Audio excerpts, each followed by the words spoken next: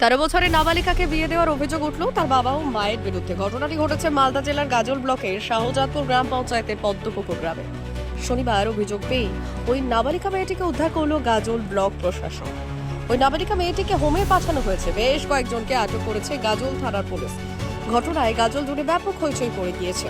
এদিন block team ও গাজল থানার police নাবালিকার বাড়ি যান। গাজলের joint BDO Subrata Shyamal, Gazole block lady councillor Baby Barman, Sourav Dutta, জেলা আধিকারিক সুমন কুমার রথ। জানা গিয়েছে মেয়েটির বয়স সবে 13 বছর। সে বিয়ে করতে রাজি ছিল না। স্কুলে পড়ার ইচ্ছে ছিল তার, কিন্তু তার অমতেই পরিবারের লোকেরা নাবালিকার বিয়ে দিয়ে দেয়।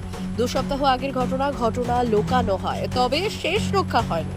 গ্রামবাসীদেরকেও প্রশাসনকে খবর দিয়ে দেয়, আর সেই খবরের ভিত্তিতে ওই নাবালিকা উদ্ধার হয়। মেয়েটি আগামী দিনে পড়তে চায় বলে জানিয়েছে প্রশাসনকে।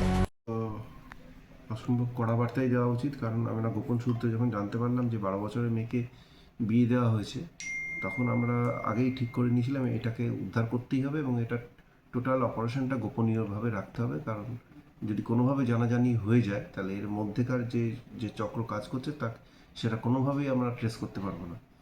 তা আমাদের যে সকল পুরো টিম ছিল, তাদের সকলকে আমি ধন্যবাদ জানাই যে টোটাল গোপনীয়তা বজায় রেখে এবং যারা মেন দোষী তাদেরকে উদ্ধার করতে পেরেছে এবং একসঙ্গে মেয়েটিকে উদ্ধার করতে পেরেছে। এবং মেয়েটি আমাদেরকে এসে জানিয়েছেন যে তিনি পড়াশোনা করতে চায় এবং পড়াশোনার ব্যাপারে যেটুকু সহযোগিতা করার গভর্নমেন্টের পক্ষ থেকে, আমাদের পক্ষ থেকে সমরকম সহযোগিতা করা হবে।